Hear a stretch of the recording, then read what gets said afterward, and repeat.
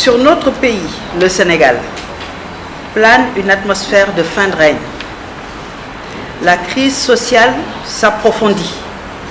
Les violences, agressions et crimes en tout genre se multiplient pendant que les valeurs positives se meurent. Les rangs du pouvoir se fissurent, les résistances populaires, diversifiées, gagnent en ampleur. Et quelque part, il semblerait même que le spectre de Guy Marius Sagna hante le sommeil d'Emmanuel Macron et de son sous-préfet sénégalais Macky Sall. La chambre d'accusation de la Cour d'appel de Dakar vient de maintenir Guy Marius en prison, alors que ses 7 autres compagnons co-détenus ont bénéficié en 2 temps de la liberté provisoire, tous injustement arrêtés depuis le 29 novembre 2019, puis mis en prison pour rébellion, provocation à un attroupement et participation à une manifestation interdite. Coupables seulement en réalité d'avoir exercé leur droit constitutionnel de manifestation pacifique contre l'augmentation impopulaire des tarifs de l'électricité. Le camarade Guy n'est ni un enrichi illicite, ni un détourneur de fonds publics, ni un trafiquant de drogue ou de faux billets. Il n'est pas un surhomme, mais tout simplement un militant engagé, toujours en première ligne dans tous les combats pour la défense des causes populaires et patriotiques. Pour exemple, respect des droits des travailleurs, lutte contre les violences policières, les longues détentions préventives et les conditions dégradantes dans la vie carcérale, lutte contre les exactions et spoliations foncières tous azimuts, combat contre le franc CFA colonial, combat contre les prétendus accords de partenariat économique, combat contre les multinationales et grandes surfaces comme Auchan, implantés dans notre pays au détriment des opérateurs économiques nationaux, etc.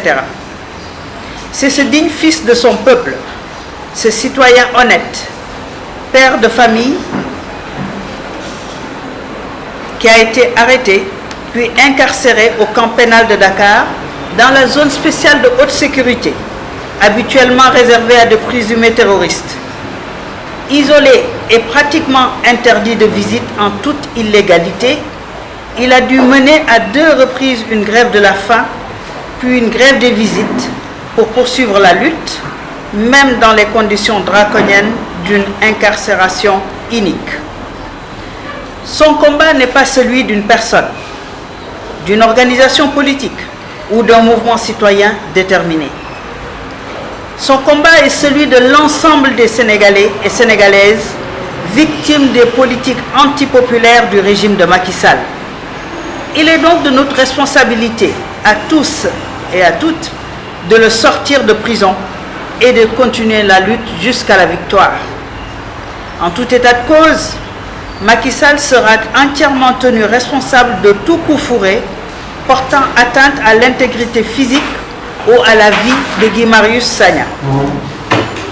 En vérité, c'est bien l'image maquillée d'un Sénégal vitrine démocratique de l'Afrique qui est en train de craqueler de toutes parts sous les coups de boutoir des apprentis dictateurs du pouvoir. Comment s'en étonner d'ailleurs quand l'APR, le parti du président, se montre incapable d'instaurer un régime démocratique à l'intérieur de son propre fonctionnement, comme l'illustre tout dernièrement l'exclusion de Moustapha Diakhaté, prononcée de manière cavalière, directe et définitive par un conseil de discipline réuni en catastrophe et à l'incomplet.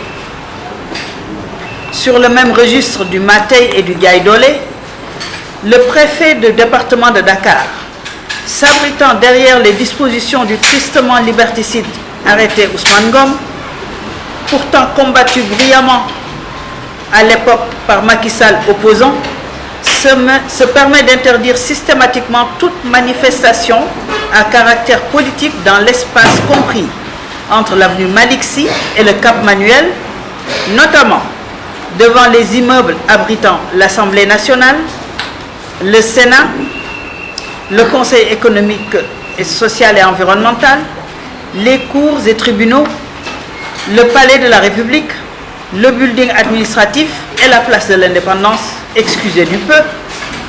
Un véritable apartheid qui ne dit pas son nom.